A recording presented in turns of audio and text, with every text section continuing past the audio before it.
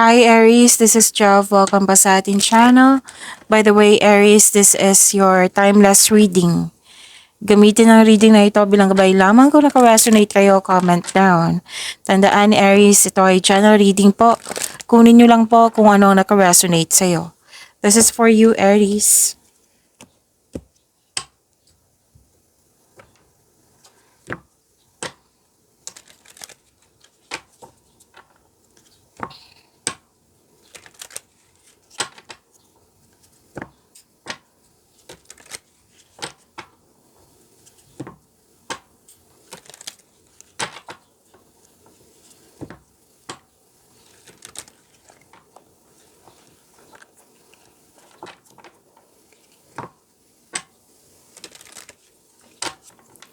Para po ito sa iyo, Aries.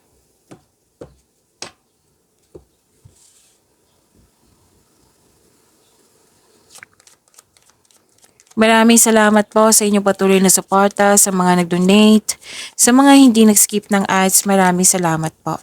Sa mga hindi pa nag-subscribe, subscribe na po kayo at click bell notification para malaman nyo na may bago tayong video. Para sa mga gustong magpa-reading, comment po kayo ng personal reading. Again, comment kayo ng personal reading and check my reply sa comment section.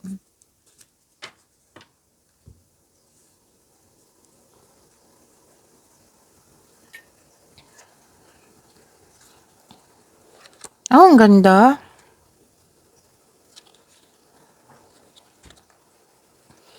Okay, may nag-uusap dito na magkakapatid. Aries, may exciting na ganap. May nakita rin ako ditong naka-receive ka ng tulong o regalo. Pwedeng ikaw nagbigay ng tulong o regalo. Pwedeng kayo ang naka-receive. Naka-receive din kayo ng compliment, recognition, love is blooming, and abundance. Kitang-kita ko yung happiness mo dito. May proposal po, may agreement, commitment, promises, deal, may signing of contract, may proposal, kasal, ikakasal, or nag-uusap sa marriage contract or kontrata to sa career and money. So, claim nyo po, ang ganda.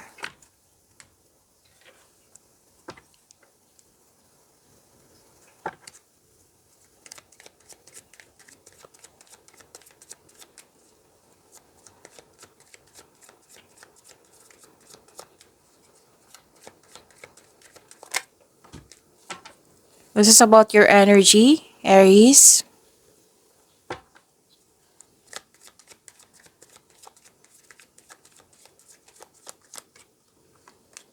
Kung may napansin kayo na repeating message, yan po yung pinupush ng card sa inyo. Like for example, nanood kayo sa isang video reading nyo, 1 GB tarot reading, weekly GB tarot reading, second half of the month of September, at dito din, at may napansin kayo na repeating message.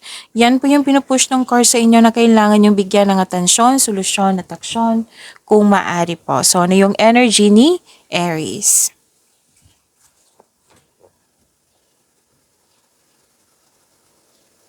You have the power, authority, and protection. Magaling kayo na leader. Maaari din nakatanggap kayo ng leadership role. At marami na kayo na pagdaanan na hirap sa buhay bago naging successful. At stability and kalma kayo. Yes. And okay, sa connection sa isang tao, babala po sa ego clashing. Okay? And very supportive yung mga tao sa iyo, yung recognition to na nakikita ko dito sa Oracle cards kanina na malaki ang tiwala ng mga tao sa iyo.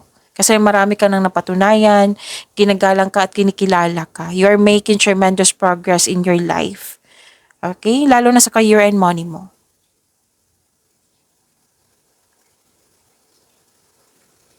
So this is growth and expansion, may collaboration. Makikita mo na mga bunga ng iyong pagsisikap, ngunit maging mapagmasid.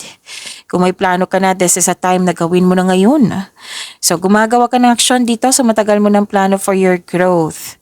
May posibilidad na maglakbay ka or ituloy mo na yung matagal mo ng plano for abroad. Pwede din kung nasa abroad ka na, pwede din uwi ka sa Pilipinas at mag-abroad ulit.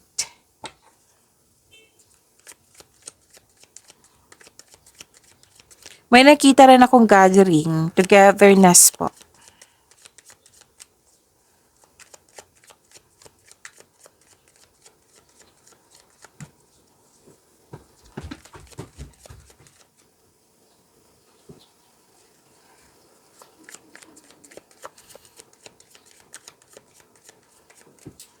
Career and money, career and money, career and money, career and money ni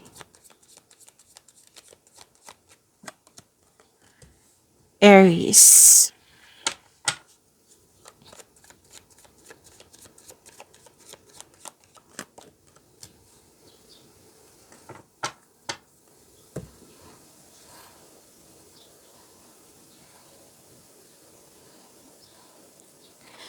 Long-term abundance, steady progress. Sabi ng card, habaan ng pasensya.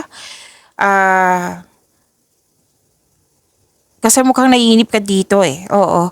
Ah, yung pagiging productive mo sa araw-araw, Aries, magbubunga yan. Okay? Continue to take steady action habang nagbigay ka ng mahabang pasensya, and be realistic about your expectation. Kung naghahanap ka ng trabaho or nag-iisip ng bagong karera, may perfect time po. So, claim this long-term abundance and steady progress.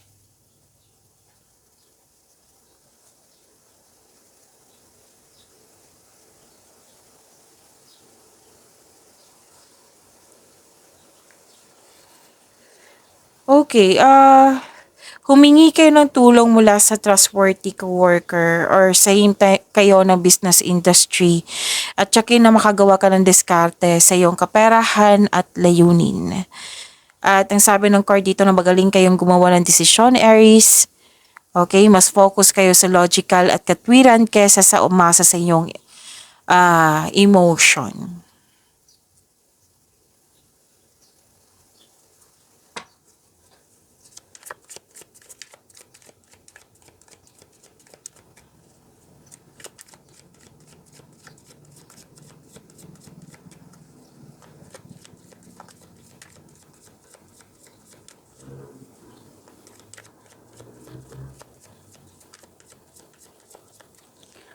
Love life, self-love, partnership, and romance ni Aries.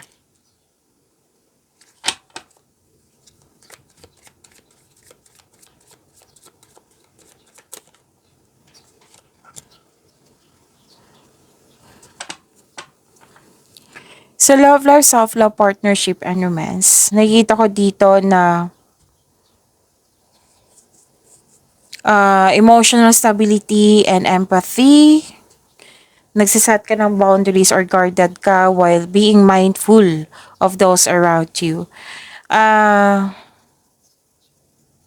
Okay, blessed ka kasi stable na yung partner mo or yung parating na tao sa'yo. Kasi marunong magbalanse sa kanyang emotion. Pwedeng ikaw to, pwedeng siya. And may concern dito sa may relasyon sa buhay mag-asawa eh. Na pwedeng may concern sa iyo yung person mo sa iyo, or kayo ang may concern sa kanya, na iparamdam mo sa kanya na may malasakit ka at supportive ka sa inyong relasyon. It might be lack of time po ito. Okay? So, iparamdam mo sa kanya na may malasakit ka at supportive ka sa inyong relasyon. Or di kaya kayo ang nagki-question yan. At ano ba to si person na may malasakit pa ba to sa relasyon namin? Supportive pa ba to? Yan.